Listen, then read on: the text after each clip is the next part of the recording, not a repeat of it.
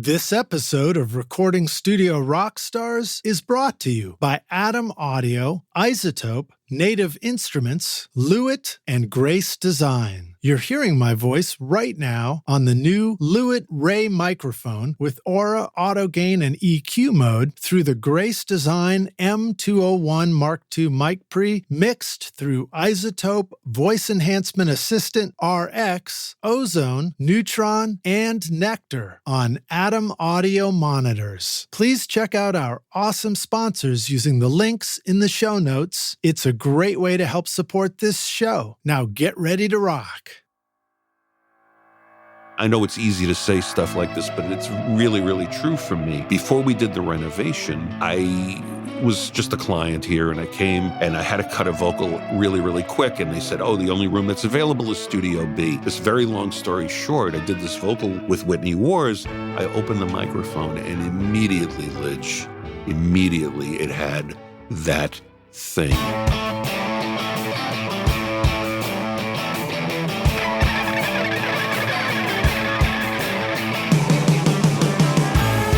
Welcome to Recording Studio Rockstars. I'm Lid Shaw, and this is the podcast created to help you become a rock star of the recording studio. Hey, rock stars. Yeah, you. I've got a secret to tell you. Want to know how I get a consistent sound mixing over 1,000 hours of recording studio rock stars? Well, my secret is using Isotope, RX, Ozone, Neutron, Voice Enhancement Assistant, and Nectar to make every episode of this podcast sound great. Right now, you're hearing RX breath control, D-click, D-clip, DS, D-plosive, voice denoise, Ozone multiband compression, Neutron EQ, VEA, and limiting, all from Isotope. Use the secret code ROCK10 to get 10% off or pick up the new Trash Light along with many of the other free cool plugins over at isotope.com. Are you recording your own music or other people's music in your studio, but you're having trouble figuring out how to get your mixes to sound great? Do they sound kind of weak or distant or lack punch and clarity? Well, I've got a gift to help you take your mixes from sounding like basement demos to sounding much closer to professional mixes. And it's my free course called Mix Master Bundle. This course will show you how to get pro-sounding mixes from your home studio with free and stock plugins in Pro Tools, and the best part is that these mixing techniques work for you in any DAW, whether you're on Logic, Cubase, Studio One, Reaper, anything you can think of. If you're ready now to make your best record ever, then go to mixmasterbundle.com to get started for free now, and you can find the clickable link in the show notes of this episode.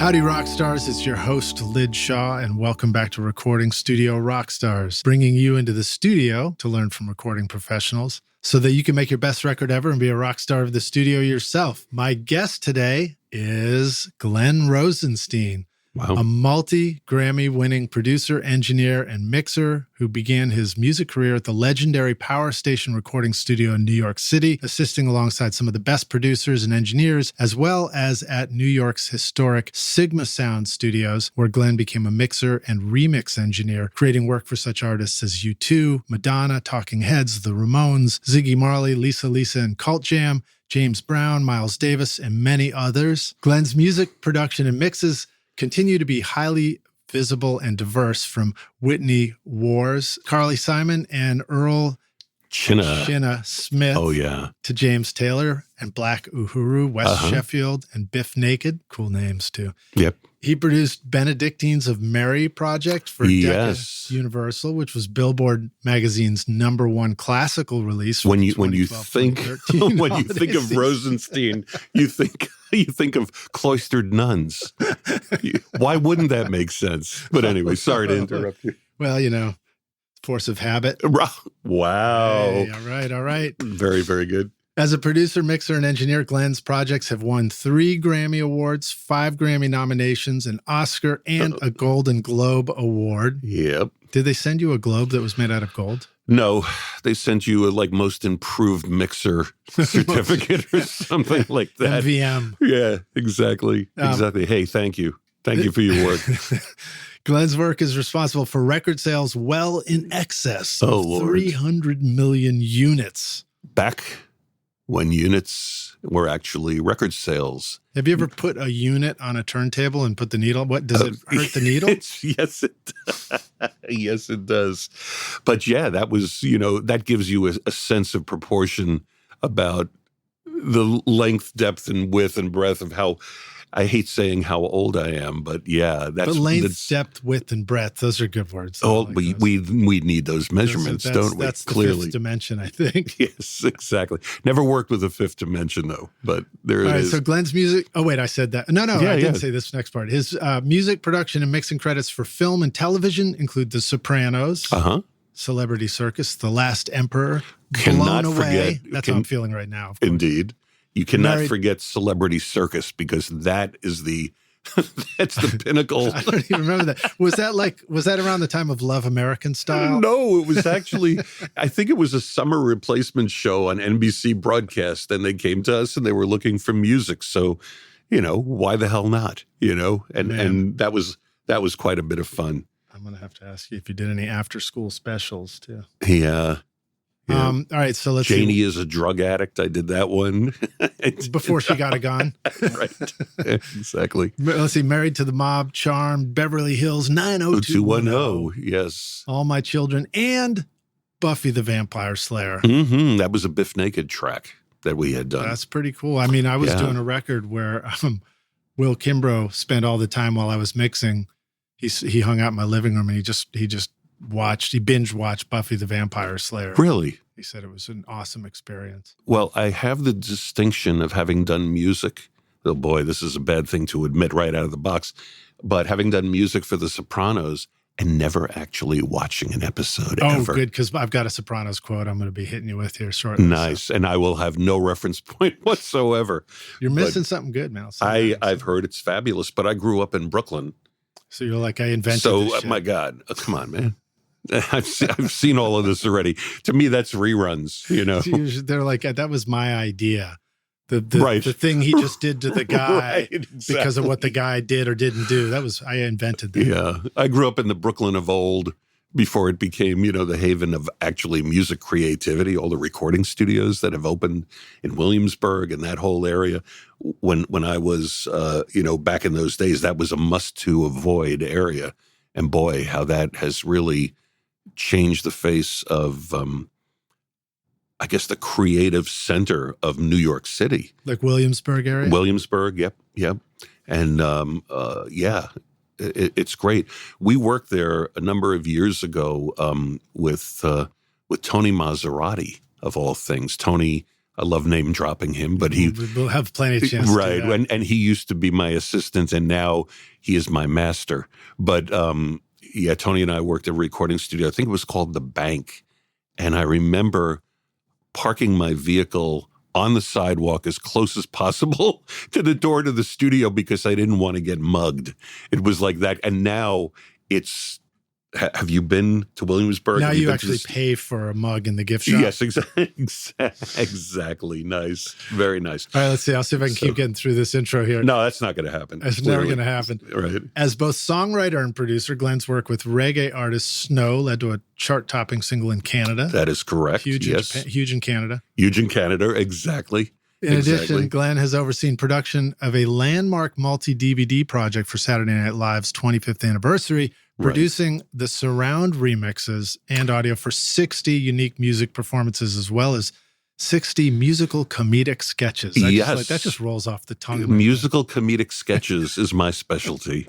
If it's comedy or if it's nuns, I'm your guy. I'm in. I'm your guy. Comedic nuns. Comedic sketches. Yes. Sketches of comedic nuns. What about that? I think that's Picasso, right? Or something like that. Anyway, yeah, that's kind of crazy. I think we're done, aren't we? We're over this now? is like, all right.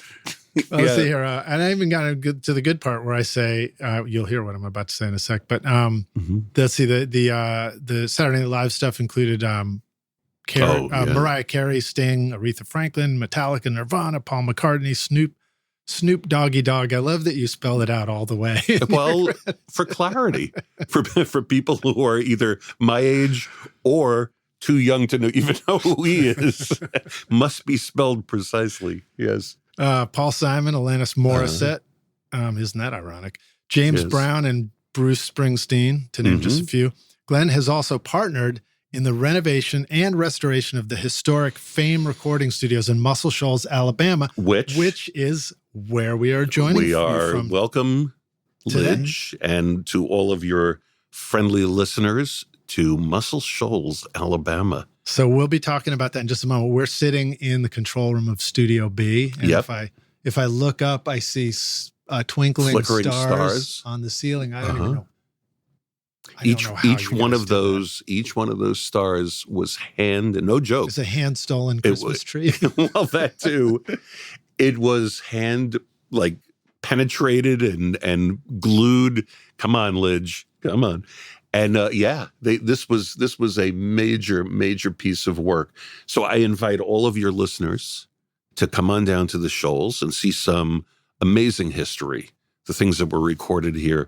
This room is arguably where the Allman Brothers started as a band. They came together here, and actually we have some photographs, which none of your listeners can see, but we have some photographs. Can try to describe them here, in detail. take a look. Of Dwayne and Butch Trucks and a couple of the other guys out there. And again, in addition to Aretha Franklin, Wilson Pickett, Otis Redding, et cetera, we've had a great run. It's our 60th anniversary, but there are numerous marker points for what the anniversary of Fame. Yeah. Wow. So the historical components of it are something that we obviously have to emphasize, but the fact that we do records, whether it's with Jack White or Raconteurs, or we've had Steven Tyler in here, we've had a whole bunch of other what I call modern acts, and they seem to love the history initially, and then when it gets down to really the work, I think we have the right combination of classic recording equipment and modern gear as well. Yeah. So we tried to make it a place for everybody. When I got involved with the studio, Studio A was up and running. We now have Studio B, which we did the renovation on, and Studio C, which is upstairs, which is a mix room. Right on. And we are in the process, and we could take a walk over there if you like, of building our immersive room. Oh, that's exciting. I ran into Rodney Hall last night. Oh, good. Because we went out to go see a show at a local place, and he was there. And saw some other folks, and even met Will McFarlane. Yes. If I'm pronouncing his last name right. Amazing guitarist. Amazing guitarist. Yeah. And he said he was on his way to a session. So right after this podcast interview, those guys are here for a session today. That's right. They're going to be heading in. Well, the one of the really lovely things about the Shoals, above and beyond the fact that it is a historical destination, is that it is an active and working musical environment. But there's a tour right through the glass, rock stars. Right now, there's people, friendlies. We are in the fishbowl. Who are waving at us. We're in the fishbowl. And of course, we're in a recording studio, so we can't hear a single thing that they're saying to us. Something like, get away from those microphones. Who really cares about what it is does you're that saying? wave mean keep going, or does it mean stop and start over? It means get out quick. The place is burning down. Or something. Don't they have a talk back? Yeah. But the musical community here has really grown exponentially over the last 10 years. And the trigger for that was the Muscle Shoals documentary. That really kind of got the heat going again. It was, up until that time, historic. It was a destination for tourism. That was a great thing. But it just kind of revitalized the interest in the area. And I, amongst many other people who came in here and did things, I found that I really kind of loved being here. Yeah. And wanted very, very much to participate in the community. And that led to a partnership between myself and Rodney and Linda Hall. And those that led to us doing the renovation in B. And I think one of the things, if you don't mind me, going on a little bit about what we did in here, was that we understood that we were we were standing on the shoulders of greatness. I mean, what was done here, we didn't want to disturb the vibe. So as you, Lidge, can see, I mean, we took elements of all of the things that had been here before, and we incorporated them into a design that would at least be somewhat true to, what Rick Hall might have done if he were current. Now, Rick passed away, I think it's 5 years ago now, maybe 6, coming up on 6 in January. And Linda, who I just met, is Rick's wife. Is Rick's wife, yeah. And my partner, and Rodney also is Rick's son. Yeah. And we kind of got into okay, we need to be true to, but we also want to. So I'm pointing to this handmade universal audio console. Amazing. Yeah, that we stole back out of the Alabama Music Hall of Fame Museum or whatever. And that's the one when you see the documentary and you see Rick sitting at the board. Right. That's the board. Right. So we've renovated, as you can imagine, it is hard to get components, parts for that. So that's a 12-channel console, and we have 8 of those 12 channels. Finding that stuff and also not, paying a ransom for it is not easy to do.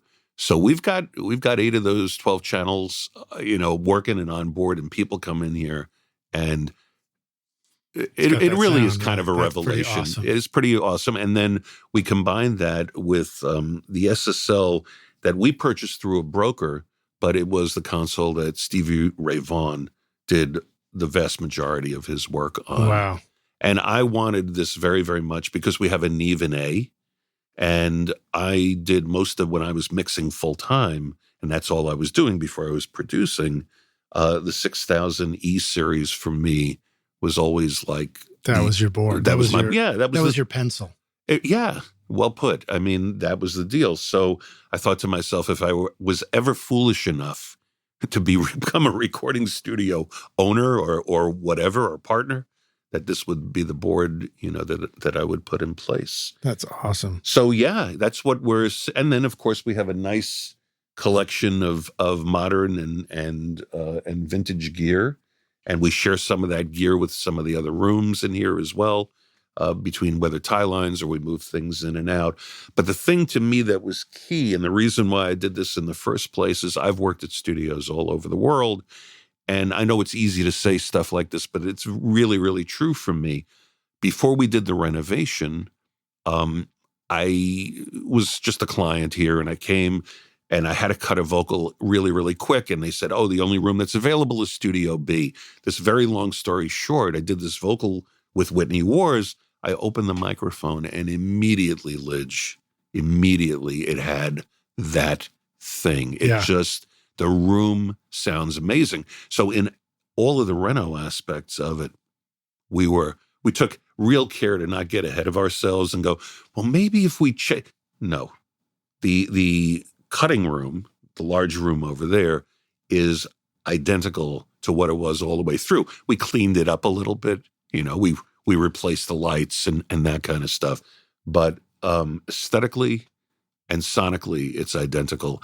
And it is, in my mind, really one of the best sounding rooms I've ever worked in. That's awesome. Yeah. That's awesome. Well, I definitely want to keep talking about this. Believe it or not, I'm almost done with the intro.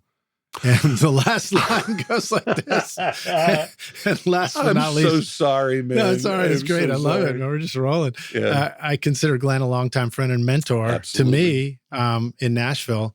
I guess we met each other back in like 2010 or something like that. I think it was before that, but yeah, sure. And I had the pleasure of doing a record with Heaven Hill. We went up to Louisville and did a bunch of music. Yeah. And that was a lot of fun. So please welcome Glenn Rosenstein to Recording Studio Rockstars. Glenn, are you ready to rock? Vaguely, kind of. Yeah. I guess I'm ready to rock. Sure. My audience will definitely appreciate that. They'll love the fact that we finally got there. No matter what style of music you make, Native Instruments gives your studio all the instruments you need. From drums, loops, and beats to the coolest synthesizers, realistic strings, guitar amps, and futuristic synth pads. I love to record real bands in my studio, but then I mix it up with cool sounds from Contact, Massive X, Super 8, Battery, Guitar Rig, and hybrid keys, for example, to make my music way more exciting and interesting. Use the coupon code ROCK10 for 10% off, or download the free gifts waiting for you, like the awesome new Jacob Collier Audience Choir or Complete Start, featuring 2,000 sounds and 6 gigs of free samples at nativeinstruments.com. Let's rewind a little bit. I know we're probably going to try and pack in way too much into this, but give us like a little bit of a brief arc of like, how did you get into recording? What was your interest initially? I think, of course, you've told me some of this in the past, and I but we shouldn't let that get in the way of a great conversation. And the other thing is that before we get started, absolutely, Lidge, I consider you not only a dear friend, but a mentor as well. We have many, many times exchanged great ideas. You've definitely affected the way I've worked, and I think it's been great. And this like, is the culmination. After working with me, Glenn was like, man, I got to spend less time in the damn studio. That's actually, that really kind of, it wasn't on you, but it was kind of like part of the vibe, wasn't it? But I grew up in Brooklyn, New York, before Brooklyn, as I said, was the epicenter of creativity that it has become. And I was influenced by Beatles, Rolling Stones, Jimi Hendrix. And this is when Brooklyn was run by tough kids? Very much so. Yeah, it was. There was all kinds of fun stuff going on, like, riots in my high school. And, it was rock and roll high school minus the rock and roll. But it really kind of was an interesting cultivating place, because you had a lot of single-family homes, and they were middle-class working families with kids who were addicted to guitar and drums. And all of these homes had garages, hence Garage Band, the real actual Garage Band. Yeah. And I'm sure you had a lot of the same kind of thing where you grew up. There were just either people rehearsing in their basements or rehearsing. And the sound of after school, the sound of 3 p.m. to 7 p.m. or 8 p.m., as you would walk down the streets of Brooklyn, would be bands rehearsing. That's great. Mainly terrible, mainly awful. Only to the outside listener. Right. And I was a guitarist. I started taking guitar lessons when I was very, very young. And I enjoyed the conceptualization of what this all looked like, except, again, as a teen, I really had no idea what the actual business was like. But I played guitar, and a buddy of mine and I, we worked really, really hard one summer, and we bought a 4-track recorder when 8-track was kind of like the standard.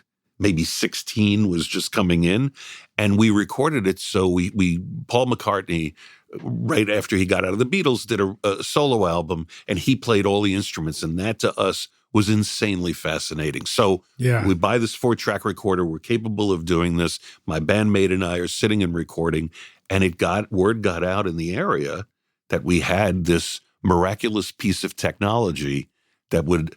So we started recording bands. What did a 4-track recorder look like back then? It's tall and a big tall, box. Skinny, not like 4 the little meters. cassette thing or anything. No. They kind of TIAC. I don't know if you recall, like a TIAC 3240, or I forget what the actual model number was. I think those things also have the 3 heads, so that you can use them as a delay later. If you Absolutely, want, right? That's right. Actually, we had a Docoder 7140, and it had a little knob on it. Docoder. Dokord. I thought the Docoder was extinct. Oh no, maybe I'm thinking of something else. And it had that knob on it, and it said SOS, sound on sound. So you could burn another channel, and as you turned it up, you'd get slapback. And if you were going at 7.5 IPS, you had no millisecond delay. You couldn't go to tempo. It was just, you had 2 flavors. Either what was it, 3 3/4 or 7.5. So whatever the tempo of the song might have been, you were stuck with that delay. But that was a revelation, Lidge, because we were getting, in our minds, pro effects. That's how they did it. And that discovery process really led to a serious enough interest that we started like cutting class and taking the subway and hanging out outside of recording studios. I don't know why we did it, but we'd hang out outside of Electric Lady. That's cool. And we'd hang out outside of Sony, and we'd hang out outside of Hit Factory. Again, I was a teenager at the time, and it was a short subway ride away from Brooklyn into Manhattan. And my friend Alan and myself, a couple of other guys, what are we doing today? Well, we don't want to go to history. We don't want to go to math. We don't, let's take the subway in and we'll hang out. We'll go to Electric. And we'd stand outside and eat pizza and have a drink and just, what the hell, And would you see people coming and going from the studio? Yeah, but none of them were recognizable. I didn't see any rock stars. And quite honestly, I wasn't interested in seeing any rock stars. That was not the attraction. I wanted to know what was going on behind those walls. Yeah. I really did. And I was like, how do they, what is the mystery there? What is that about? And again, given the time period, there was no internet. So information was really, really sparse. Yeah, it's like word of mouth, rumors. Exactly. A lot of bullshit. The Yellow Pages. Yeah. Well, that's how I got my first job, was the Yellow Pages. No joke. Where was the first one? Was at Power Station. I worked as an intern at Arista Records, but that had, and that was on the marketing side. I was doing retail marketing as an intern. But my real interest was, I wanted to be what I thought was a record producer. I had no idea what they really did because there was really no focus on what a record. They were geniuses who created this thing. They were like the equivalent of a director in a film. I think we still don't know what they do. I'm still trying to learn. I really am. So yeah, we would go and we'd hang out. And I don't know what it was that we thought we might see, but just being close, physically close to it, made me feel as if somehow or other we were going to get this done. And then I had a friend of mine who worked at a movie theater where they were running Gimme Shelter. And he would let us in to sneak into the movie theater. And there is a segment of Gimme Shelter that focuses on Muscle Shoals. I'm sure you've seen what I'm talking about. And they're recording Wild Horses over at Muscle Shoals Sound on Jackson Highway. And I was fascinated with Jimmy Johnson. I was like, because it wasn't Mick Jagger, it wasn't Keith. For me, it wasn't Mick Jagger, it wasn't Keith. There's a guy who kind of looks like me, you know what I mean? Like a normal looking guy, turning knobs and making the sound actually be something. And, the 16-year-old me was sitting there and looking with my friends, and I'm like, someday I'm going to go down to Muscle Shoals. That's awesome. Yeah. And now here you are. And I did get, forgive all this, but I did, I worked with Jimmy Johnson on Leonard Skinner, on Gary Rossington. But that was really the trajectory very, very early on. I didn't know how it was going to actually happen. There were no real schools at that time to speak of. There weren't these great podcasts of people who are far more expert than I am, who giving advice and tutelage and all that. This was really, in that moment, was for everybody who did it, was self-invention. And if you were lucky enough to get a gig at a recording studio, that's all I really wanted. That's all I really wanted. Yeah. So I like to give credit where credit is due on the podcast for first times. And I think that is the first time we've had the word tutelage used on the podcast. Thank you. Pretty awesome. So congrats on that one, man.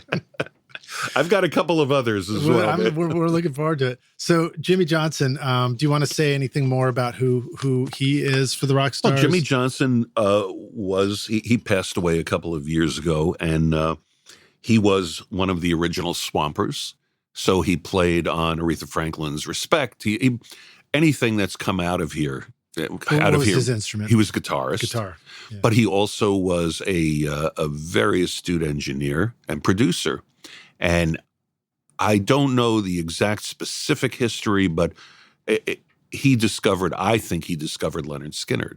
Mm-hmm. And he worked on their first record and certainly the record that I did with him and all of that. So he was a part of that environment. And again, I fell in love with a guy that I had never met. But just based upon his work, his pedigree, I saw a visual indication of what it is that he was doing, having no idea of what it actually was that he was doing, and saying to myself, that's what I want to do. That knob is for me. Right, exactly. I'm going to be the next one to turn that knob. And I'm sure many of your listeners must feel the same way. I think so. They listen to your podcast and they listen to somebody going, I made this record that's one of their favorite records, and they're going, I want to be that person. Yeah. This is the person I really want to be. I don't know how that's going to happen. I don't know, what deviations are going to happen, what road that's going to take me on, but I want to make that happen. What do you think the balance is for you or for all of us in terms of I want to be that person versus I want to make that sound?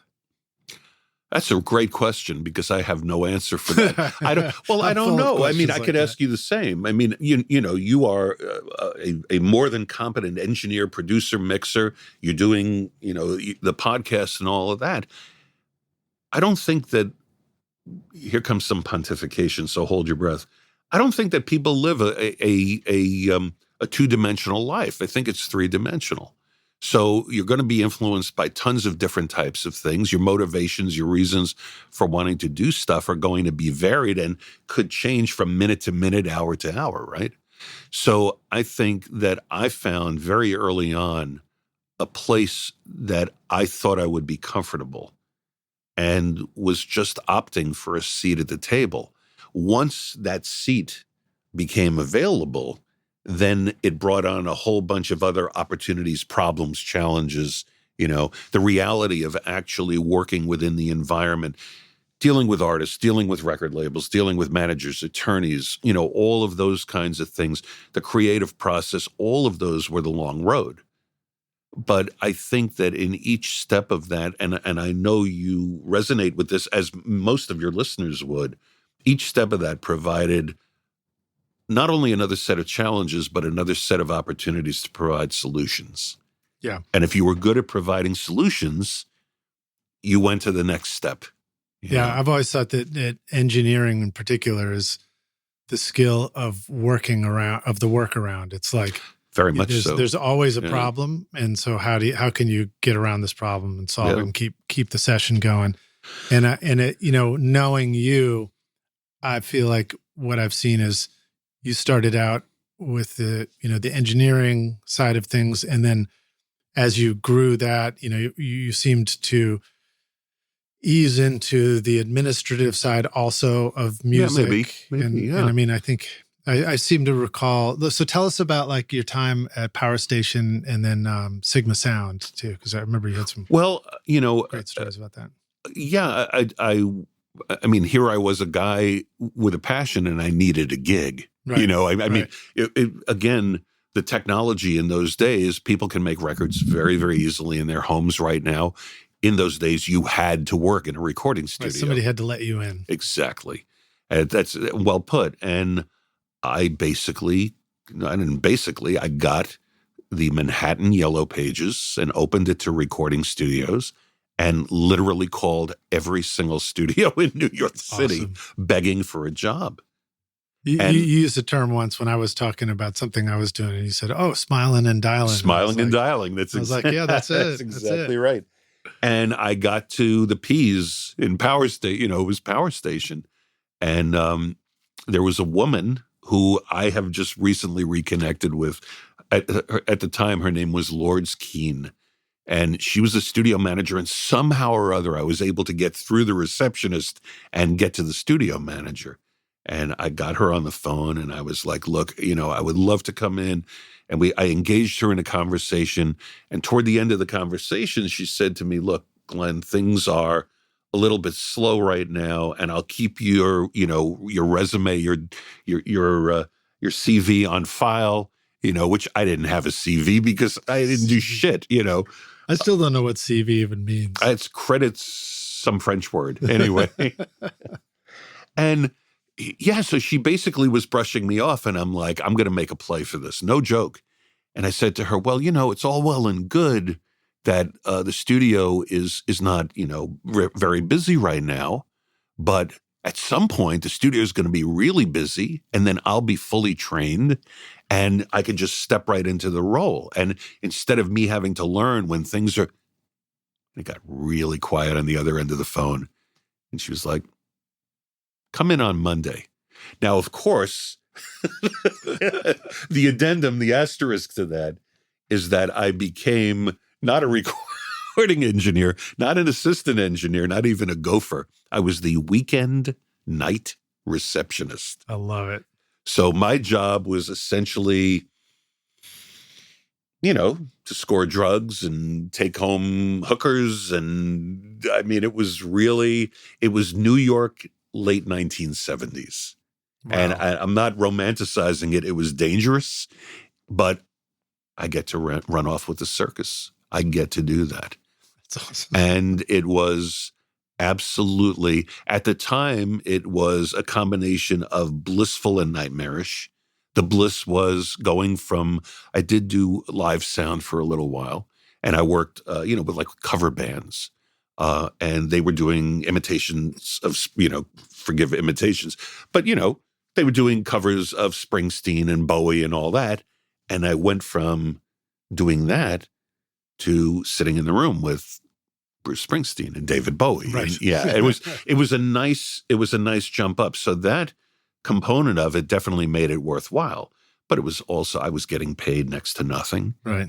I was starving, But you had a bed to sleep in back still at your parents' or no? Yeah, I mean, it varied. It varied. I mean, I know times have changed in places like New York, but it's a common challenge for people to want to start out doing the music stuff for not much, but then how do you live and all that? And that's a whole, and certainly we'll get to it. That's a whole other conversation. It's changed radically, but even, taking into account that, all those years ago, the value of money and all of that has changed. I think I was making $60 a week, right, at a time, when a cup of coffee didn't cost $60. No, but it was still probably would be the equivalent of making today. I don't know what. I'm not a good mathematician as far as that goes, but maybe $300 a week. Yeah, and if you're living in New York City right now, and that minimal rent on a New York, studio apartment is somewhere in the range of $3,000 a month, Yeah. But anyway, not to prove the point, other than to say there were challenges to getting this done. I think that I had just graduated college, and while my mom and dad were remarkably supportive of my efforts, they also saw me staying out all night and coming in, when I was with them under questionable circumstances, and wondering how dangerous. They were starting to think that maybe the pro basketball career was starting to fade away. Is that right? Very, very much so. Wasn't there a story related to that for you? My father's brother played for the Knicks. Oh wow, that's right. My uncle and my dad was a pro ball player as well. Wow. And yeah. So the lineage would have suggested that that sports and athletics would, but because my dad and his brother also ran off with the circus, rock and roll in the 1940s and the early 1950s was actually sports. Right, exactly. That was the deal.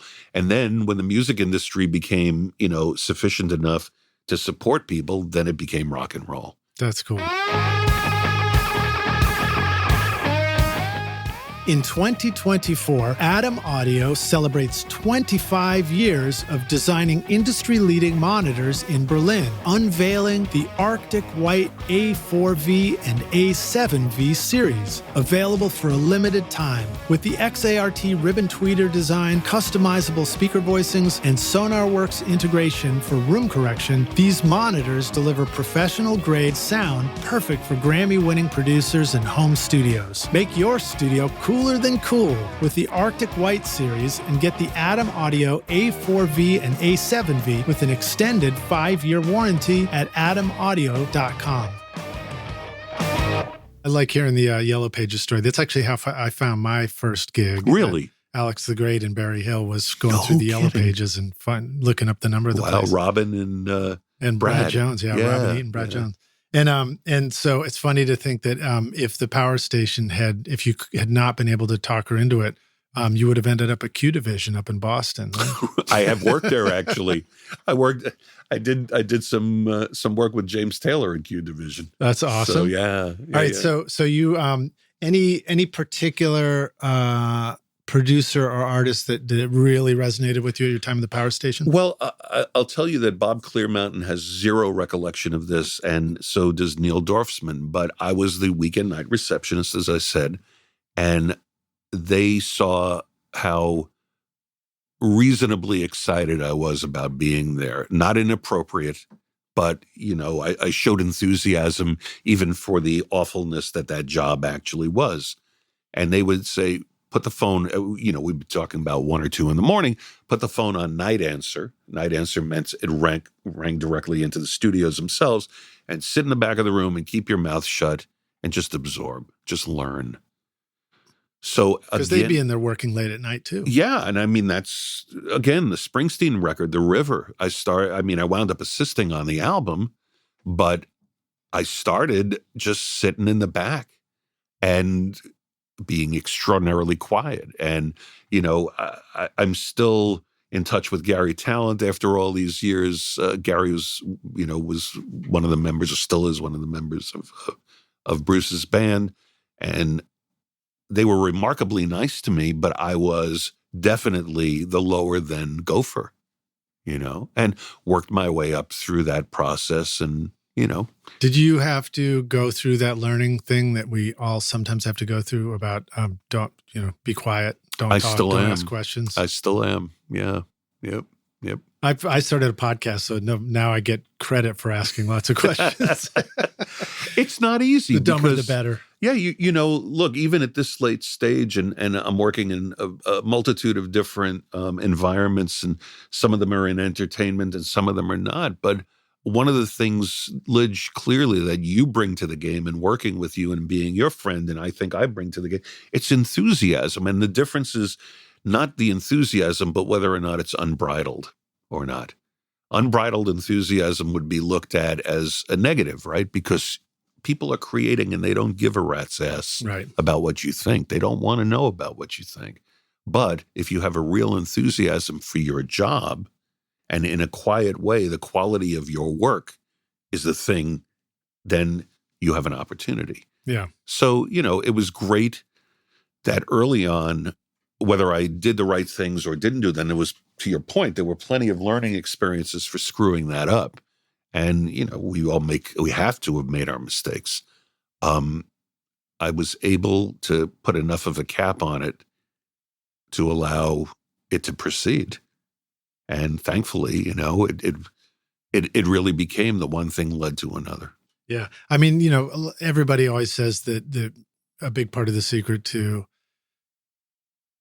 being accepted into having the door open in the music business is just being a good hang. You got to be somebody that everybody wants to have around. And I've experienced that with interns in my studio. Right. Some of them just really are just fun to have around. And I would suggest to you that also, some people get married and some people get divorced. I mean, I know we're kind of getting off track a little bit, but, there have been artists that I've worked with as a producer who swear by me, and there are artists that I've worked at who swear at me, right?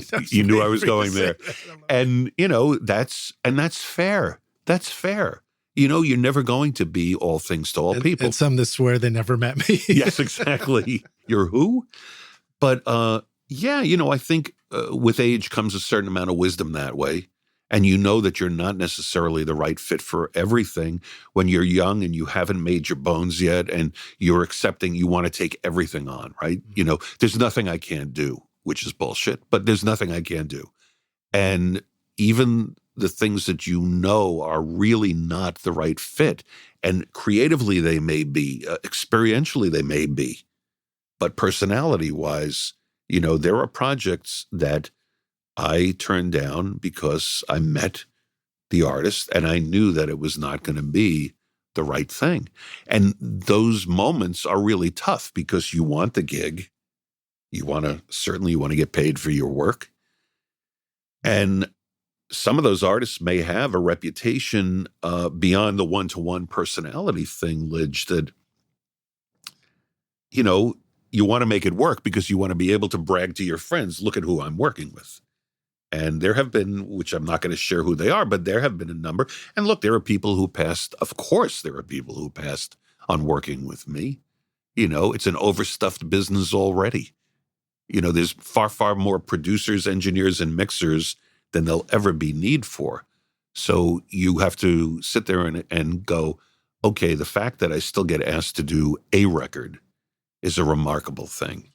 Do you remember any projects that you maybe passed on or didn't do because you were doing this, and then later you're like, what was I thinking?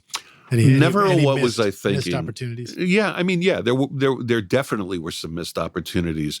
There was one band in particular where the lead singer, the central personality of the band, was a heroin addict. And I had been warned actually by his management that this was an ongoing issue. And I was not the first producer who was asked to do the project. And I passed on it. I did pass on it because I'm not a drug user. It doesn't mean I have an intolerance for it, but I am absolutely, when I'm working, you know, and we could have fun. I mean, you know, we've worked together. We could have fun, but we have to get the things that we need to get done. Right. And we have to get it done in a way that we hope to exceed anything that they've done in the past. That's the goal, right? So, yeah.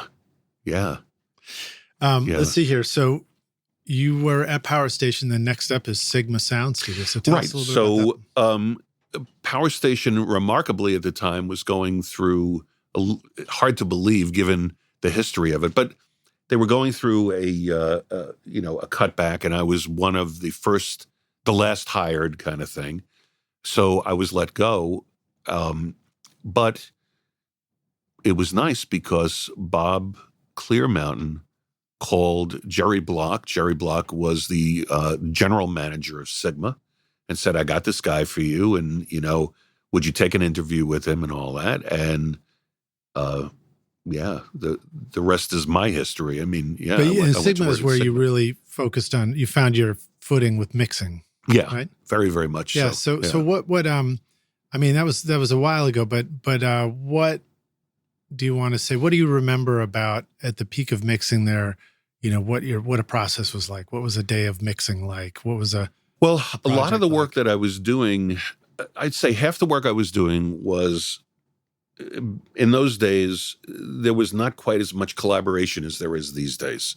So you'd go in and you do a record with somebody, you'd track the record as the engineer, you track the record, you do all the overdubs, you would mix at least the bulk of the record, if not the entire thing. Now there's, as it should be, there are hundreds of engineers and hundreds of producers who are also songwriters and all that kind of stuff. So the process in those days was, you come in the morning, you come in the morning and, hey, we're going to track for the next week. And I'd have my assistant engineer when I was starting, when I was engineering, and give him my mic list of what I wanted and dial in the sounds as best as we can before the band would arrive and tweak on all of that kind of stuff and get through tracking. And generally, cut vocals at the same time, putting somebody in an ISO booth in case we got like magic as the tracks were going down. Then we go back and we do overdubs. I'm assuming this is what you're asking. Yeah, no. And it's funny because you talk about the, just let's get a good vocal sound in case we want to keep it. And 9 times out of 10. In the home studio world, it's like, okay, but you're standing right next to the drum set, right? Right. Well, separation, of course. Yeah. So, a normal, whatever normal might be, records in those days were very, very much made in a similar way. Whether I was doing R&B records, I did a ton of records for Ashford and Simpson and M2 May and Lucas. And, they were regular clients of Sigma. I think an important differentiation, by the way, to bring out right now is that in those days, there were tons of staff engineers and a few independents. And that obviously has shifted.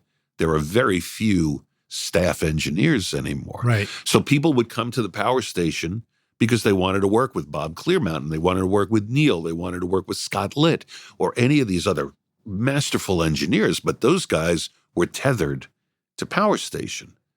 Guys like myself and Jay Mark and Tony Maserati and Doc Doherty and just a bunch of John Patoker. We were all tethered to Sigma, and we would get the clients. So Ashford and Simpson were doing a number of records.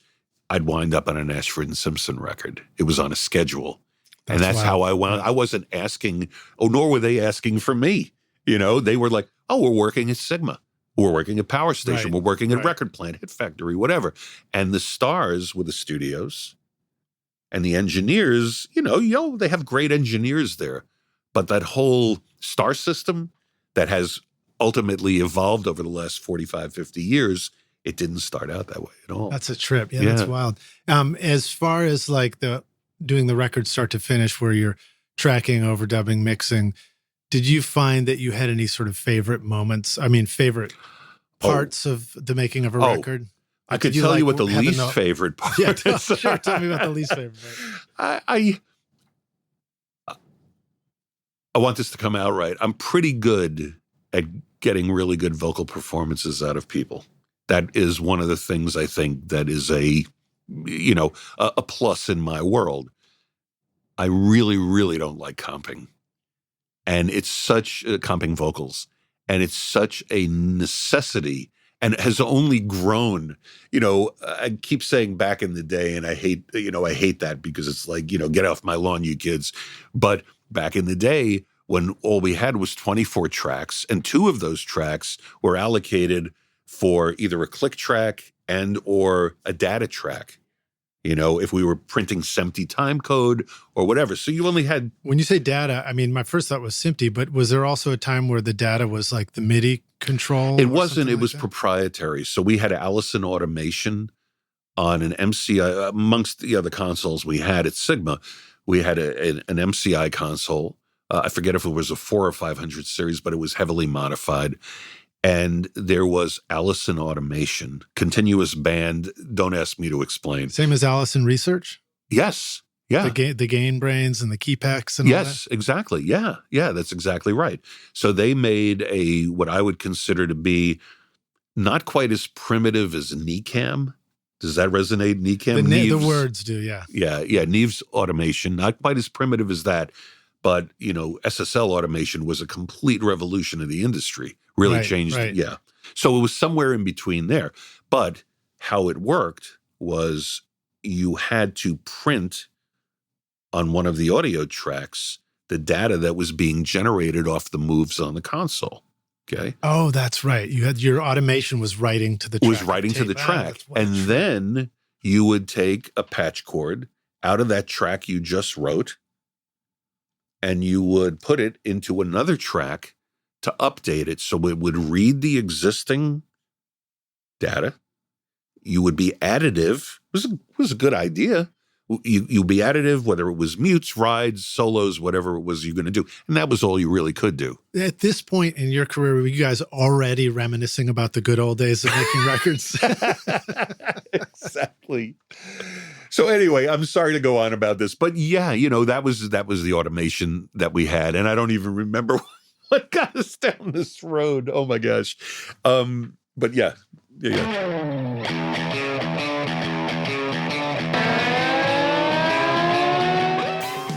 super impressed with iZotope Ozone. I've been mastering many of my records recently, and Ozone makes it so easy to get a fantastic sound. The built-in mastering assistant helps by measuring the mix and suggesting all the settings needed for a professionally mastered result based on the genre and EQ curve of your choice. You can even reference a specific song if you want. Using simple yet sophisticated modules like Clarity, Impact, Low-End Focus, Stabilizer, Imager, Exciter, and Spectral Shaping, along with powerful dynamic EQ, compression, and limiting, you simply adjust the settings to your own taste and it sounds incredible. And the magic of master rebalance means that you can reach into your mix at the mastering stage and manipulate the vocal, bass, and drums. Amazing. My bandmates are pretty demanding of my mixes, but now when I send off the masters for approval, the band absolutely loves the way our records sound thanks to iZotope and Ozone. Use the code ROCK10 to get 10% off Ozone or other tools like RX and Voice Enhancement Assistant, or grab any of the cool free plugins like the new Trash Light over at iZotope.com.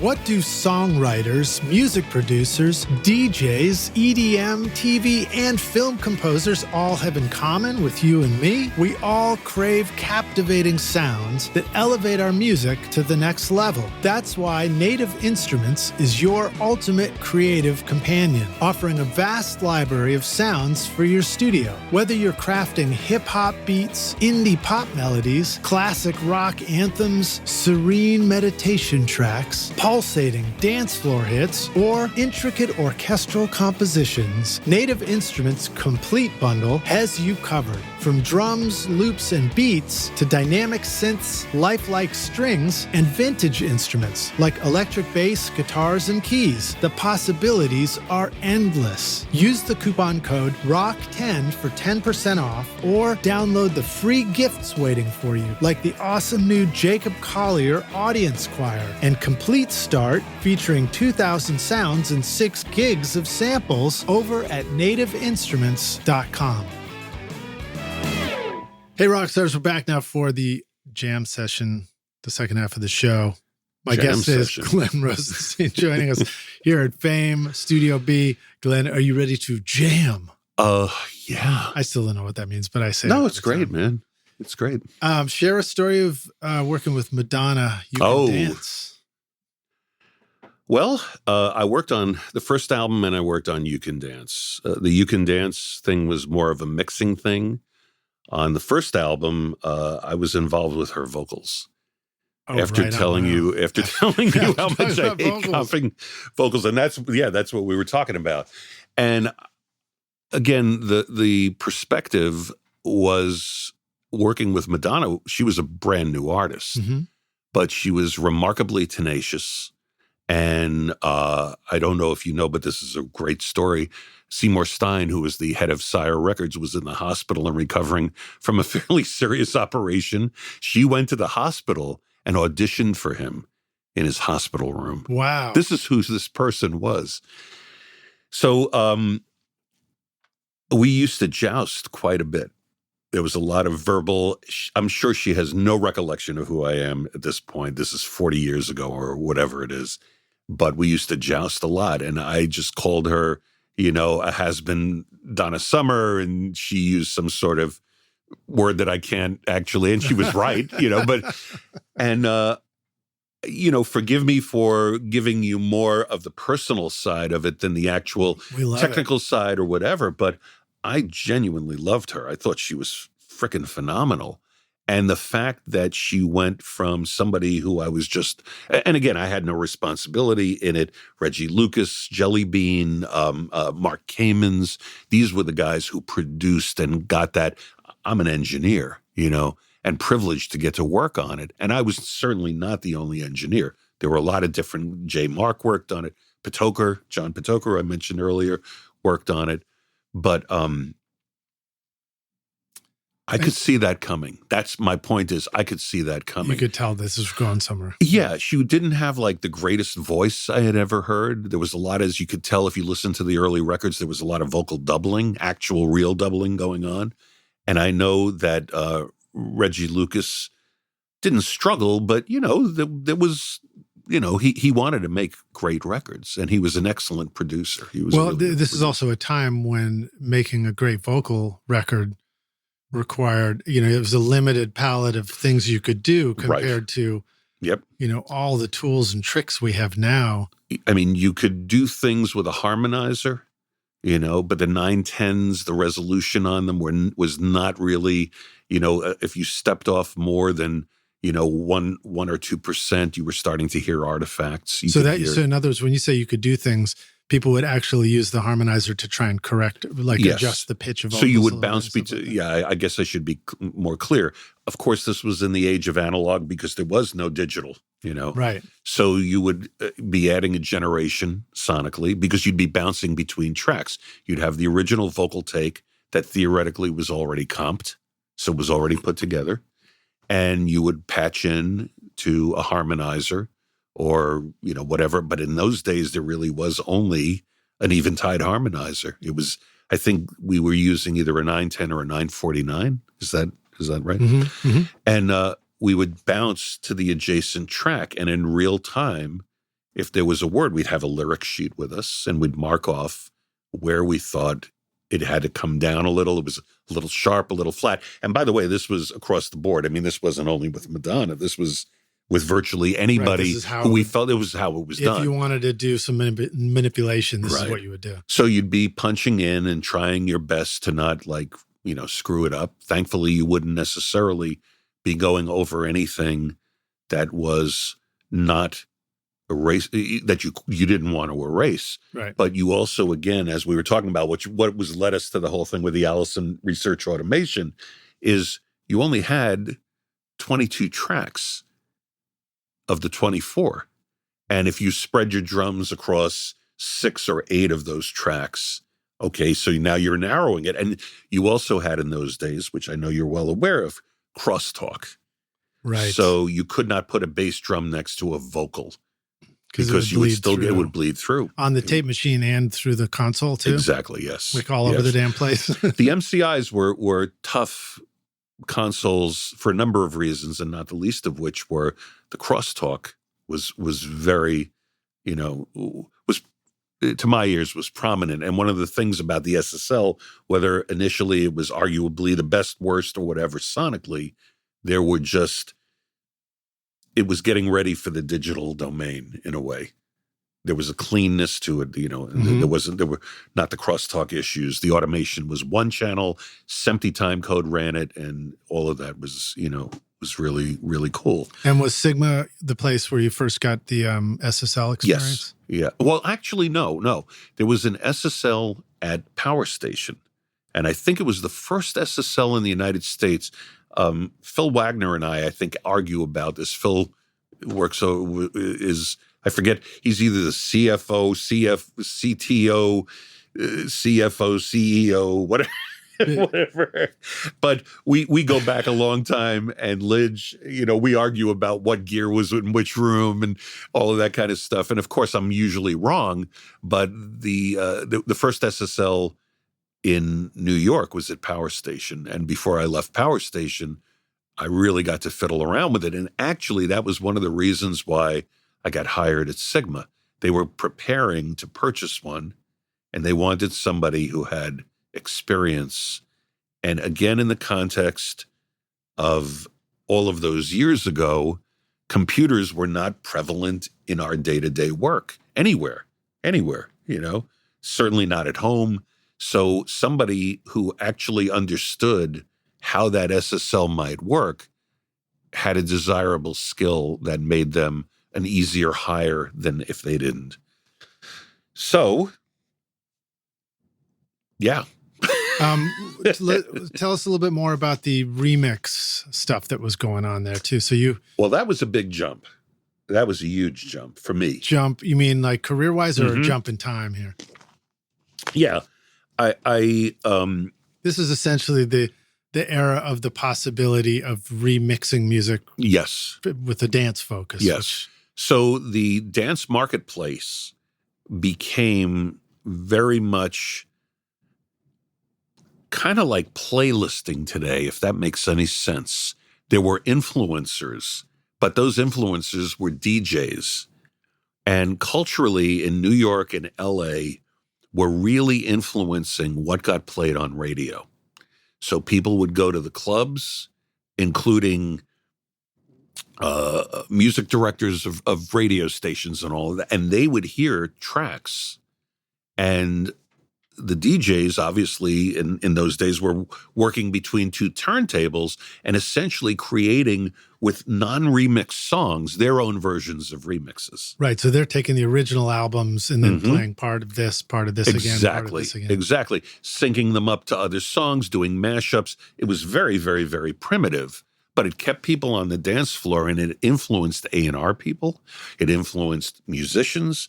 And it was a natural thing. So a guy named John Benitez, Jelly Bean Benitez, was a DJ at a number of these clubs. And all of them, Bruce Forrest, Francois Kevorkian, Shep Pettibone. I'm sure you've heard of Shep. And what wound up happening was the record labels would take these master tapes and go, look, instead of trying to create from existing albums, the album version, and trying to mix stuff and all of that, why don't you go into a studio? Here's the original tracks. And that's how remixing was born. Wow. So it started with both in New York and in LA, and probably in Florida, TK Records, in Miami, a couple of other regions, but it was mainly New York City and LA. And that club environment really was influencing purchasing and was really influencing radio. So the labels, they jumped on it immediately. So these DJs came in to our studio. I don't know how Sigma got chosen of all it just so happened, I think some of it had to do with the Village People. Right. And the Village People were clients of Sigma. And I guess they just, as they were doing remixes for the Village People, which was early disco-ish kind of stuff, the labels already had the relationships there. So it's like, oh, yeah, they know how to do remixes. Here, okay, DJ, you're going to work over at Sigma. This is the guy who did, other things for you. And that was me. And a number of other guys as well. How important was location, or is everything just sort of so easy to get to in Manhattan that it's the location? Well, I mean, when you're saying the location, for the studio location, closeness to the clubs and the DJs. Well, there were so many clubs all over Manhattan. So Sigma at the time was in the Ed Sullivan Theater building, 1697 Broadway, which is where Stephen Colbert's show is. Yeah. Okay, that's right. So that was on the 9th and 10th floors of that. They took up the entire floor of the 10th floor and half the floor of the 9th floor. Yeah. So it was easy to get to. And it was, the location really didn't matter. I think also when you're working at 3 or 4 in the morning, in New York City, even it's quieter, people will get cabs in and out. But I think what was important as that developed is that the DJs themselves started getting a reputation as remixers, and thus were actually credited on the vinyl that they put out, these remixes. So it would say remixed by Jelly Bean. Yeah. And he became a cult. Shep Pettibone became a cult. John Luongo became a cult because they followed, much as today there are playlisters who people follow. That was kind of, the deal. And I was a staff engineer at Sigma, and next thing you know, I'm mixing U2. And I'm mixing, but doing remixes. But the trick up our sleeve was we would listen to the original 7-inch, meaning the original single, and it was very, very easy to beat that. It was because you had a little more time and we had ability, more time and more tools. You could trigger things. But also, if you have an existing track, Lidge, if I hand you a track and I say to you, make this sound better, we'll goose up the low end a little bit. Right. We'll open up the top end a little bit. We'll push the vocals forward. You already have the template. We'll make it a teeny bit louder. Yes. We'll cheat it, And all of a sudden, those, not only the remixes, but what we call the single versions wound up on the records because the artists liked them better. So I did Two Hearts Beat as One on New Year's Day for U2. Wow.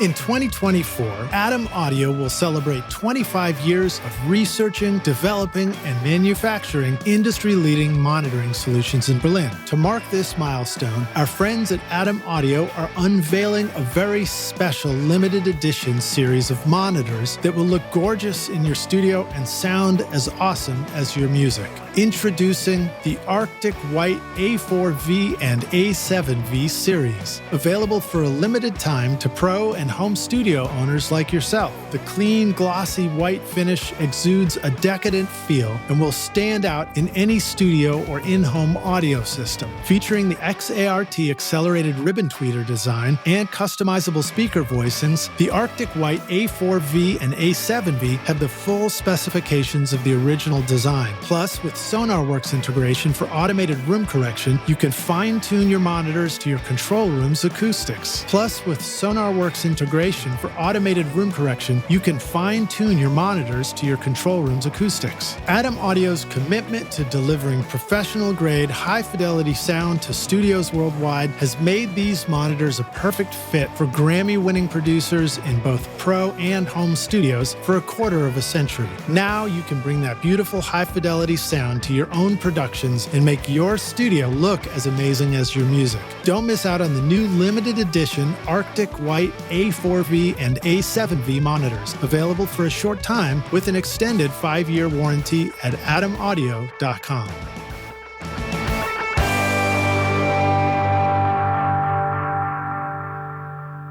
And those are the ones that ended up on the album? Yeah. So, well, actually, I take that back. I don't know if it wound up on New Year's Day. I think it was the original one, but the single release and the video were the remixed versions That's of them. Awesome. They were the singles. And that went across the board. Many of the artists that appear on my discography were those kind of opportunities. And as you can imagine, the DJs who had no experience in terms of the technology involved in it, they loved it. Because all of a sudden they could, again, these concepts are just commonplace to everybody right now, but to solo a bass drum, or to do a 2-bar section where you're soloing the bass drum, some percussion, and the bass guitar or the bass keyboard. Were you guys feeling influenced by the dub era as well? No, not really. Not really. And I had a long, if you're talking about like... and I don't remember whether the timing is similar for dub mixing or if that was prior to. I think it might have been I'm not a cultural expert, but I think it might have been the other way around. I mean, Lee Scratch Perry, right? Lee stuff, Scratch Perry. That was going on probably within. He may have. I don't think anybody started it.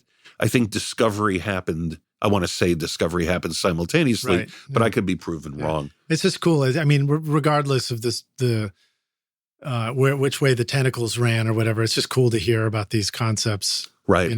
And they developed very naturally. And of course, human beings being imitative, of course, somebody hears something in the room next door. Many of the facilities in New York and in LA were multi-room facilities.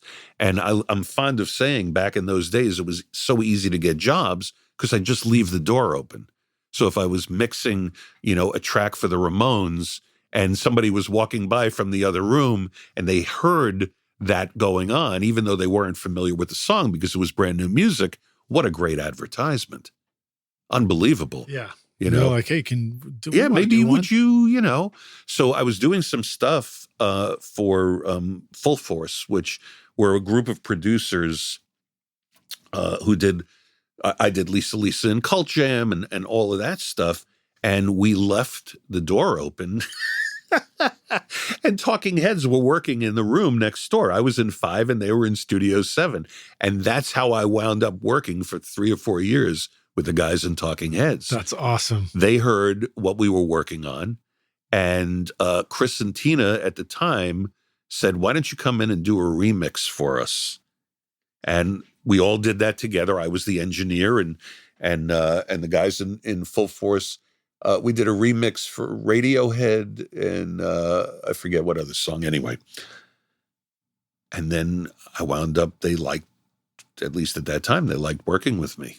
And I wound up working with them for a number of years. And I worked with David individually on, on some of his stuff, on The Last Emperor and all of that. And, the point being not, hooray for me, look at who I worked with, but more like in those days, that methodology was a way to bolster your career and solicit new work. It's that whole concept of the shared workspace studio. Absolutely. Where you're crossing. I mean, even where we are here, Fame right now, it's such a cool environment. Well, you ran into somebody in the hallway. Yeah. And what a hallway it is. And but we're in Studio B, and then across the way is Studio A, and Studio C is going on. Meanwhile, there's also tour groups coming through in the morning. Right, that's right. Before the session even starts. So that's really an amazing collection. And many of you guys are bringing in people who are traveling from far away to come be in the studio. I mean, that's a whole other thing. Just the tourism component of it and where people come from, to them, rightfully so. It's a pilgrimage of sorts, I think, I know we're jumping all over, but the challenge today for young people, younger than me, who are either in the beginnings of their career or trying to start their career, as tough a business as it's always been, it's much, much harder now because you may have the distribution means that we never had. The fact that you could put something up in social media and get a, pretty immediate response. But the level of noise and the competition is so loud, Lidge, and you're working, for the most part, you're working in a vacuum. You're not working in a multi-room facility where there is that cross-pollination opportunity, And I'm not, again, going off into that whole, it was much better in my day. No, that's bullshit. It isn't. It's always much better. If you're working and you're making records. Every time I hang out with you, it's much better. Wow. Could you mute the mics while we hug and kiss a little bit? But yeah, man, it's so that was a benefit. And I'm happy to, to just, briefly chat about how that was really a benefit to my career, just leaving the doors open and allowing other people on a very, very personal level to hear your work in real time. Yeah. Now you got to do a lot of stuff with the Talking Heads. And I've heard that David Byrne has a pretty good sense of humor in the studio. I very much loved working with him. His sense of humor these days is much more prevalent than it was back in the day. I think he was very concerned about his image and what the public perception of who he was as a performer, and he has lightened up considerably. He's become more real, and then the opportunity, I think that, I'm sure that they wound up remixing Stop Making Sense and re-releasing it, and the band, after years of really bitter acrimony, wound up getting together again, and I don't know if they're going to tour or not. I'm not in touch with them anymore. It's been a while, but you did get to mix Stop Making Sense. Yes, right? That's part of that. Yeah. So tell us about that too, because that's what an amazing film. I think did you mention that you mixed the soundtrack to The Last Emperor? To Stop Making Sense? Yes. Yeah. Well, both. And it was difficult. It was difficult work. It was not difficult working with David or the guys in Talking Heads. By that time, we were like pretty cool with each other. We had done a bunch of stuff together. I had kind of come up into that environment from how I told you, and it was a gradual process, and I wound up doing a couple of Tom Tom Club records with them. Great, right? It was great. That was great fun, and traveled with them a lot. And you have a certain arc of time that you spend with an artist, and because of Chris Franz and Tina Weymouth, I got to do Ziggy Marley and three of his records, and those were really successful, for that time period. But the difficulty in those projects with David had very little to do with David's talent, and David really is a genius. Really is a genius. Mm-hmm. It had to do with the technology, because we were very much doing surround, and again, not the Atmos of currently with Pro Tools or whatever your DAW is, dedicated tracks and all that. It was really extremely hit and miss. And I know I didn't mix the film soundtrack. I mixed the music soundtrack, not right. So what went to the so film. If we got the CD, that's right, exactly. The film soundtrack was. It wasn't the fault of the person who mixed it, but the technological demands of it they were never satisfied with the way it turned out, and rightfully so. What artist, who amongst us is ever satisfied with the record? Of course, there's that. Do we ever finish a record? No, clearly we never do. What do we do? Clearly we just abandon them, right? We pass away and it gets moved on to, it's like, no negativity intended, but you look at George Martin and how his son is like now inherited all of the things that George Martin was not happy with. He's going and remixing them.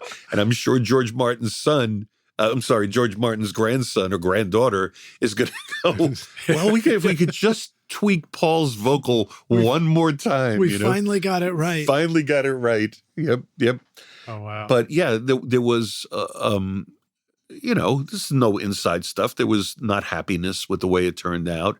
And well, this is another aspect of it too. It still exists now, but particularly through this time that you were there making these records, it was a real pinnacle of the vinyl, the record business and record sales and physical copies of records being made. But I think in those moments, Lidge, nobody was sitting there and going, "This is the pinnacle of anything."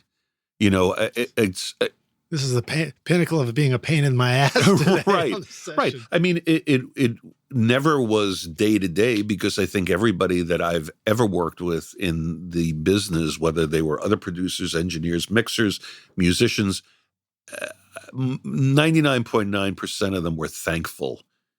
Even if they had, their game face on and they were like cooler than shit and all that stuff, they were cooler than shit only because they were given the opportunity to be cooler than shit, and not because that's who they might have really been, Right, and I think that there was I want to believe that there was a real level of gratitude for having the gig, because people that you and I know mutually, when you really get in front of them one-on-one, the revelation is that, yeah, we love our jobs. We love this. We really do love this. So, yeah, but to circle back, the difficulty in getting those projects done was the very archaic and primitive nature of how surround music was done when 5.1 was the thing. And that was the tough stuff. The actual music itself was beautiful. The stuff that David did for The Last Emperor was just gorgeous writing. Absolutely gorgeous writing. And, Stop Making Sense in its moment was forgive this, but it was revolutionary. So The Last Emperor, did David do all the music for the soundtrack? He did half the music. Half the music, okay. Yeah, he did half of the music. And you got to mix that yes. with him for the surround stuff. That's cool. I look forward to going and watching that again. And now, of course, not that we need to spend too much time on it, but jump forward, and here you are putting together an Atmos room, and you've it's not your first, maybe, is it? No, this would be. This is the first this one. This is the first one. So, as a natural extension of what we're doing here at Fame Muscle Shoals, we felt that there might be a need for an Atmos or immersive alternative to the studios in Nashville, studios in New York, studios in LA. And I think some of that has to do with the fact that there are a number of producers, especially legacy producers, who live in the area who might not want to take the trip and live in Nashville for the 2 or 3 or 4 weeks that it'll take, and want to still stay in their homes. And, to that end, in addition to the studio, we're building a hotel, a fame-branded hotel. Right on. And it's, when I say a hotel, you think about a Marriott, or this is a beautiful, smaller Victorian home that is not an Airbnb, but it's going to be almost more like a bed and breakfast.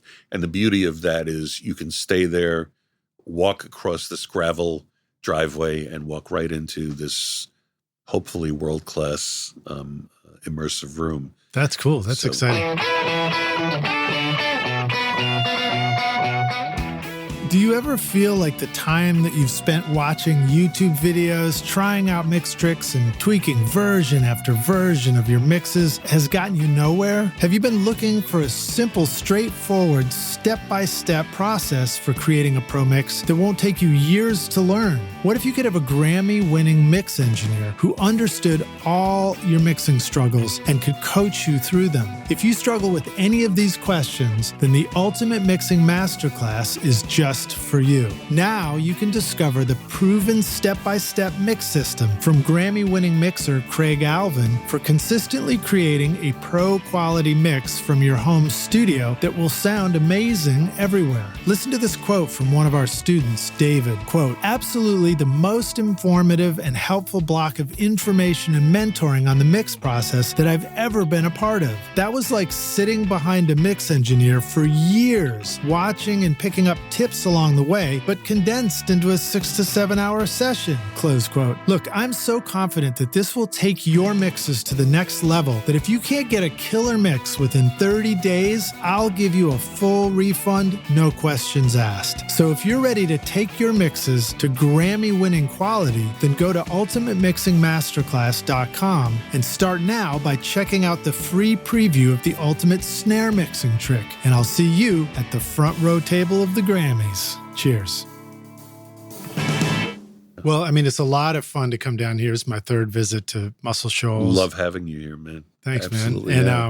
And it's fun to just come down and tour Fame, go to Muscle Shoals Sound. I know to discover this is where Helen Keller's from. That is Helen correct. Keller House. Yeah. That's an incredible story in its own right.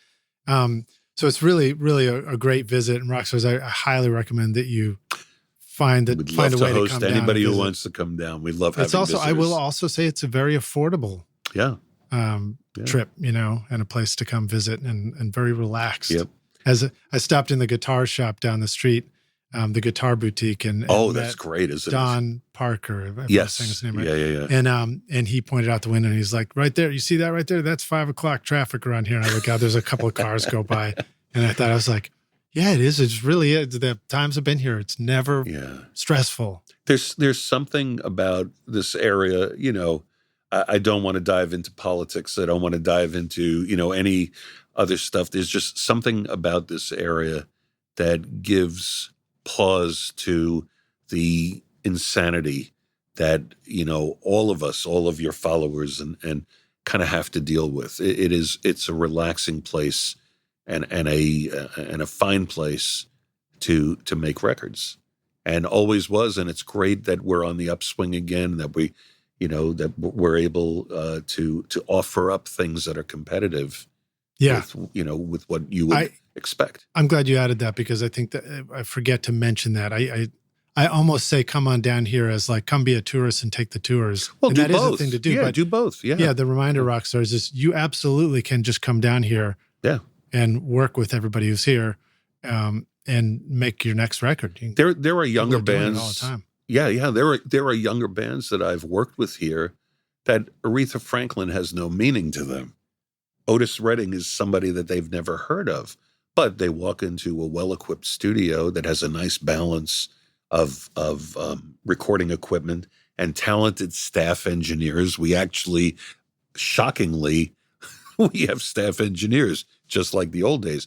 But these are people who are competent, capable individuals who make great sounding records. And isn't that what it's all about?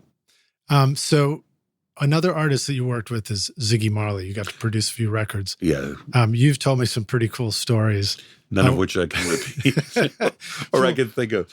Tell us a little bit about that. I don't know whether it's worth talking about much, but also that also represents a difference between what a recording budget might have been at one time versus what it is today too, working with labels and all that kind of stuff. So just talk about the first working with Ziggy. Oh, also I'm looking at the album cover and I was like, I write down like, how old was Ziggy when you were working with him? Well, I think he was 17 or 18 years old. That's amazing. I know. It really is, because I haven't seen him in a while, but we did get together. Gosh, I want to think it was less than 10 years ago. And he was in his 40s. So, I'm not looking at the mirror constantly and going, this is what I look like and how much I've changed. But going from a teen to like, he's a man. Right. He's a man. Was he older than you were when you were producing his records? When you reconnected? Yeah. Yeah. That's great, man. Yeah, he is. He is older. He is older than I was when I was working with him. Sure. Well, it's funny because I feel terrible now.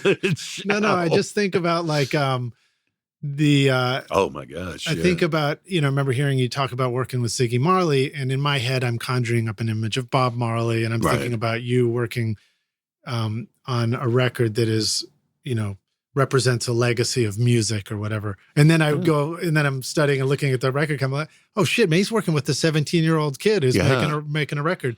Was that his first record? No, and interesting that you bring that up, because I think when we went in and approached the very first record that I had done with him, that was front of mind. What you brought up is great, because it was front of mind, meaning that the first two records he made for EMI, I think it was EMI Records, Hey World, I think was one, and I forget what the other title of the other one was. And I don't think that they did it necessarily a bad job, but they treated him like a kid, and he was, I guess, a kid. But you know what I'm saying? Like, there was an approach to the popish side of it that did not represent what I felt as a producer, engineer, and mixer was the gravity of the music. Do you think that's also a time of a particular, like a stylized 80s album cover would be very common in that time too? Do you feel like that was... I like again, that just may be because generationally that's where I'm from. Right. I thought that, the cover art, Melanie Nissen, actually, the fact that I remember the art director's name. That is pretty cool. But Melanie was a phenomenal, she worked, long story, very short. Ziggy was signed by Nancy Jeffries, who was by far one of the most competent A&R women I had ever met in all the years that I had made records. And she wanted me to work on this Ziggy Marley record. Unfortunately, the original producer was killed in a car accident down in the Bahamas. Yeah, Alex Sadkin. Oh, wow. I mean, we can, we're going all over, but yeah. And Alex and I had worked together. I assisted him on a project. He had done a couple of the Foreigner records, and he was a top-notch guy. And he was going over a bridge in Nassau, and his Jeep went off the road, hit a tree. Wow. So they were stuck for production, and they approached Chris Frantz and Tina Weymouth of Talking Heads. And I happened to be working on that record with them at the time, a different record with them. Tina sat with me and said to me, you could do one of two records. You could do the next Talking Heads record, be involved in that, and it's not necessarily be the only engineer or mixer. Or you can do this Ziggy Marley record with us. You've already done a bunch of Talking Heads records. Why not do this? And I'm sitting there and thinking to myself, oh, brother, I loved Bob Marley's music, but another at that time, so you had John Lennon's son, Julian, putting out music. You have Bob Marley's son, Ziggy. I just thought, is there seriousness to this? Right.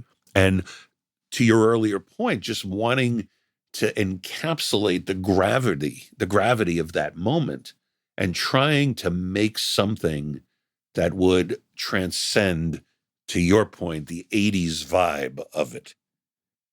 And to be honest with you, while I think we succeeded. I think, I hear that record every once in a while.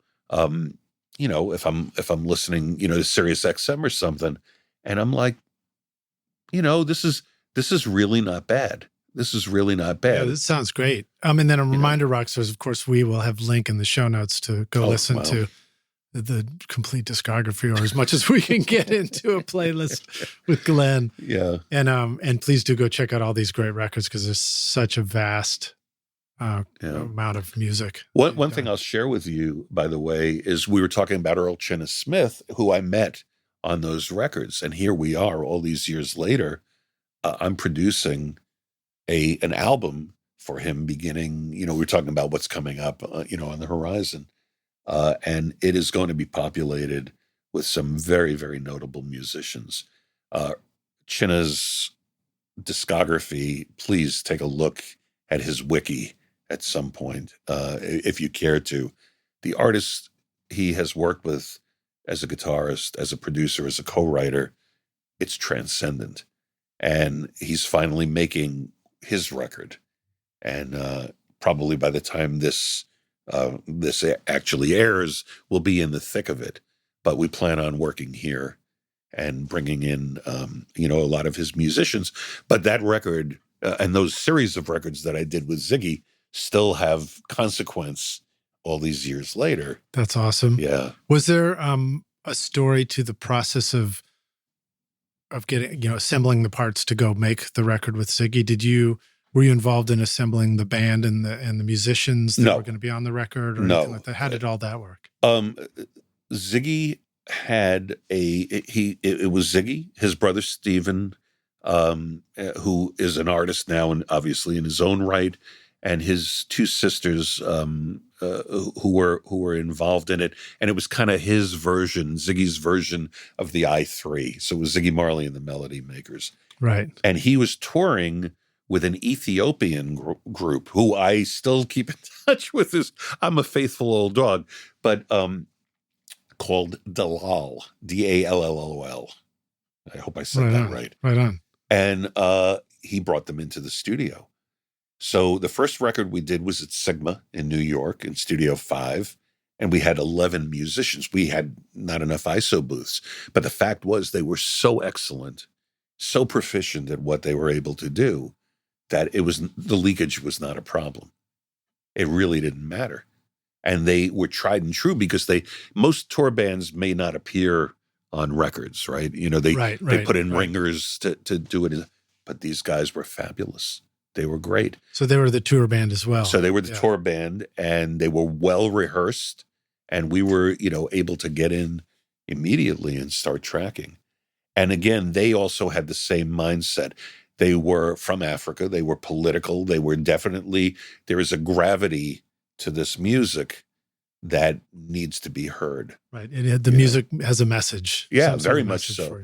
And I think that the thing that Chris France, Tina Weymouth, and myself were most concerned about was authenticity, and not trying to mold this younger son of a legacy, legend, really a legendary artist, into something that was too of the moment, too, okay, yeah, that's an 80s record, I can hear that.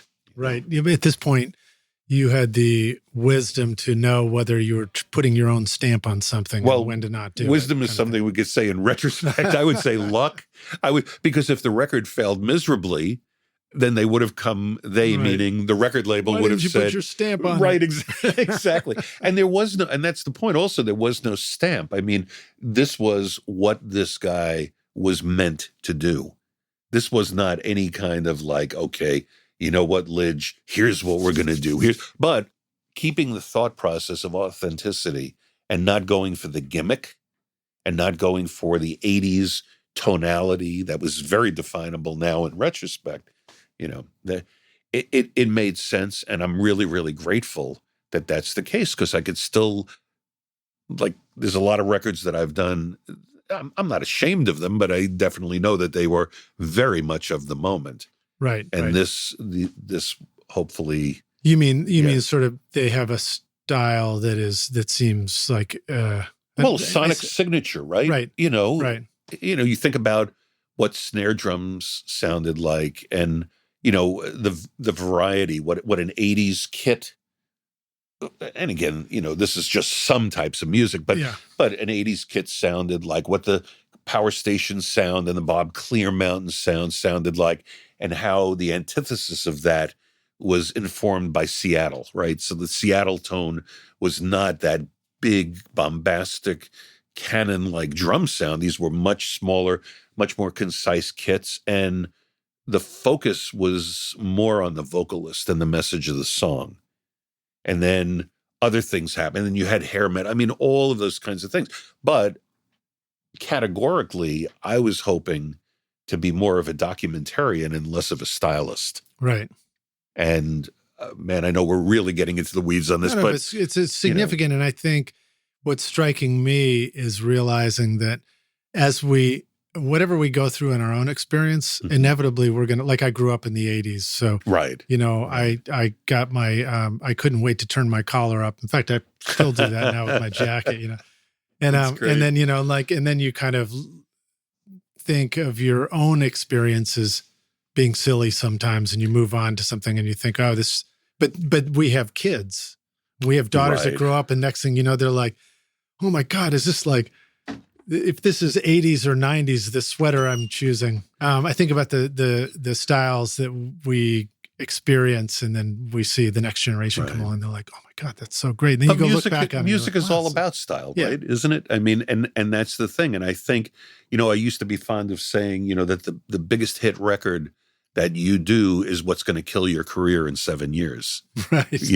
And I tried very, very hard to not get pigeonholed into any one thing, because I was fearful that I would, depending on whatever the success level might be, that I would not have that. That guy, he did, and some of the records that I worked on certainly have percolated up through time, because, they're not going to go away. But I really tried to not necessarily be all things to all people, but very much continue my education in music and try to be as broad as possible. One thing that I do love generationally about what's going on right now is people are pulling in musical influences. The spectrum is as wide as it's ever been.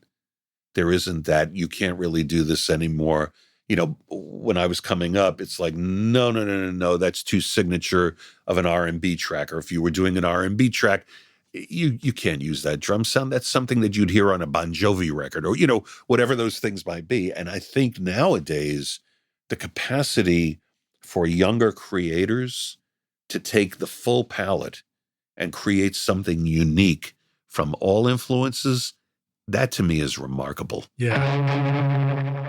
This podcast is proud to present Recording Studio Rockstars Academy. Are you ready to take your recording, mixing, and mastering to the next level and make your best record ever? Then visit the Academy to find the course that's right for you. Want to record killer drums in your home studio? Then check out Rockstars of Drums to learn how to record, edit, and mix pro-sounding drums with a professional Nashville session drummer in a Grammy-winning studio. Or if you're ready to start mastering your own records at home, then check out Rockstars of Mastering, where I walk you through exactly how I master my own records using nothing but plugins. Plus, I take you into a world-class mastering studio, Sterling Sound, to meet with Ryan Smith and hear how he professionally mastered my record, Skadoosh, for release to streaming platforms. That's the music you hear on this podcast, Rockstars. And if mixing is your focus, then check out my free mixing course, Mix Master Bundle, where I show you how to mix using stock and free plugins in Pro Tools. Plus, you get a look at how I recorded everything in my studio and multi-track downloads for you to practice mixing and even upload to your website if you want. Are you ready to make your best record ever? Then go to recordingstudiorockstars.com/academy to get started now. It speaks to the availability of music through streaming too, and the fact that you can hear anything. And if we rewind to the time that you're talking about where it's like, no, you can't do that, that was just done. Right. Probably that's a time where the only music you really got to hear was whatever was being created at that time. And so you could, we all get sick of it and we're ready for the next thing. You know, did that. I think you make a great point. I think that the influences that happen now, I think that the length of them are much, much shorter. You know, like the duration of a style is like in and out in 6 weeks, where it might have been 6 months, you know, or 2 years or 3 years. Yeah. I think that the attention span has certainly provably, you know, has gotten shorter. I'm sorry, what did you say? The attention span, right. Thank you, Lidge. But I think the other side of that is that the amount of bandwidth that people have for consuming quality music has definitely gone through the roof. It's unbelievable. It's really unbelievable. So I have a quote here. This is from a TV show that you helped create content for, but didn't watch yet, The Sopranos. Oh, Lord. And it's a quote from The Godfather that Silvio keeps famously quoting on the show, where he says, "Just when I thought I was out, they pull me back in." So my question to you, Glenn, is: when am I going to get out of this? Have you ever felt business? that way? Have you ever? I feel like you've expressed, you know, times when you maybe were shifting, trying to get out of some part of music, and then you tell me, like, just when I thought I was out, they pulled me back in. Sure, back in. And sure. Here you are creating Studio B. You know, right? And the answer is, yeah, of course, of course. I mean, you know, is it because we like this shit? Yeah, it's a privilege. It's a privilege, and it's certainly not lost on any of the people. We talked about this a little bit earlier. It certainly is not lost on any of the people that I know personally, that I consider my friends who are in the business, that this is rarefied air. And for whatever reasons this occurred, you know, that doesn't matter. We talk in these podcasts about stuff like, why did this happen? How did it happen? But in the actual moment itself, where you and I, Lidge, are sitting in a recording studio and helping an artist to fulfill their vision or contributing to go beyond something like that, you know, that's what I think you and I live for. And then why would we want to stop doing that?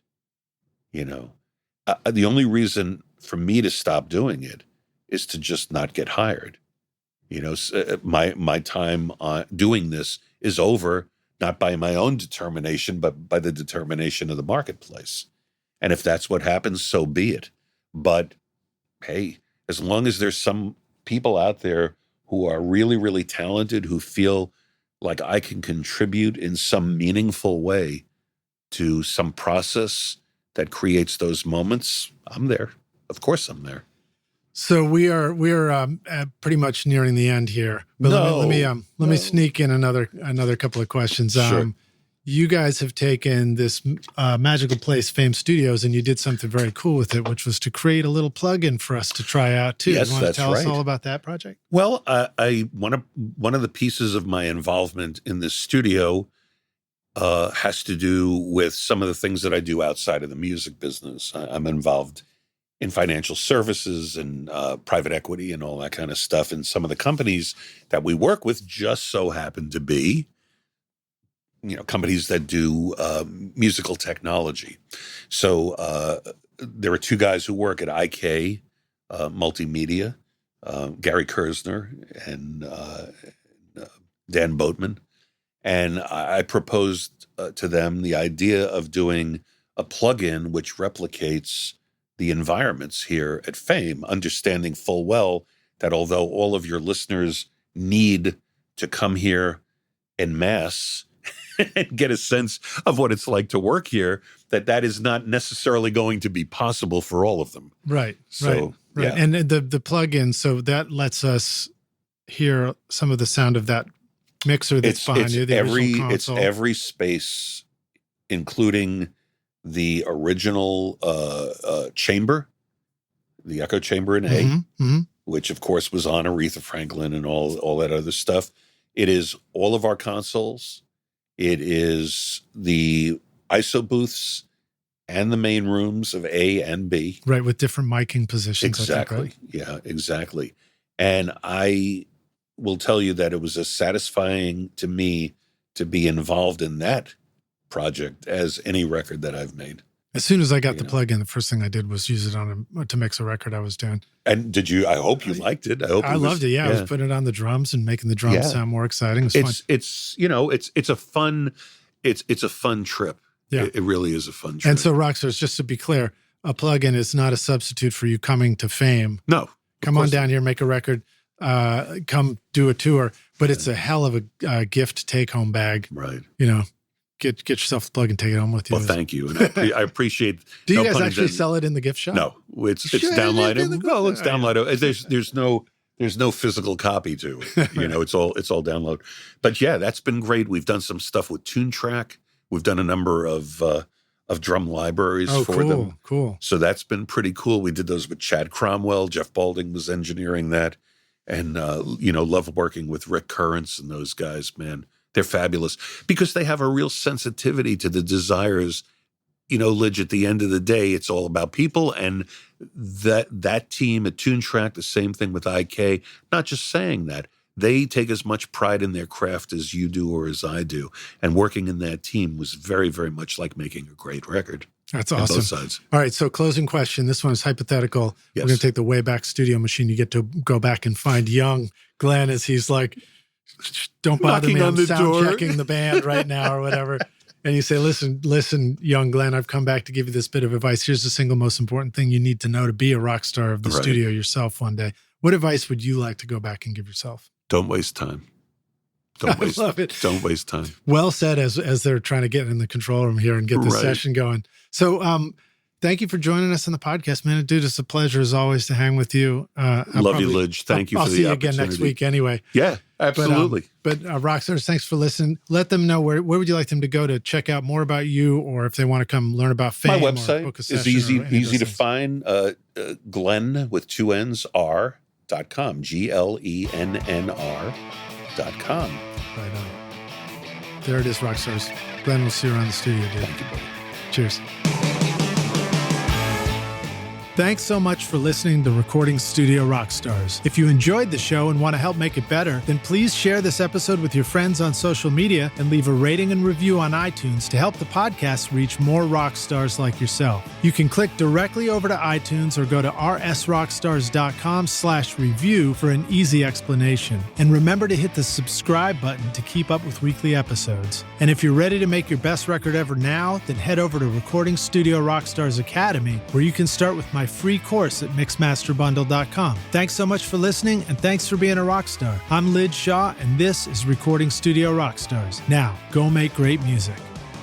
Recording Studio Rockstars would like to give a big thank you to our awesome sponsors who help make this episode possible. Lewitt, Grace Design, Adam Audio, Native Instruments, and Isotope. And remember, at isotope.com and nativeinstruments.com, use the coupon code ROCK10 for 10% off any plug-in purchase. If you enjoyed Recording Studio Rockstars, please check out our sponsors using the links in our show notes, because it's a great way to help support the show. These are all things I highly recommend for your studio. They're going to help you make your best record ever. I would also like to thank our fantastic team here at Recording Studio Rockstars, Vlad Weselchenko, Braden Stremming, and Liz Hulitskaya. Thanks so much for listening, Rockstars, and we'll see you in the next episode. Cheers.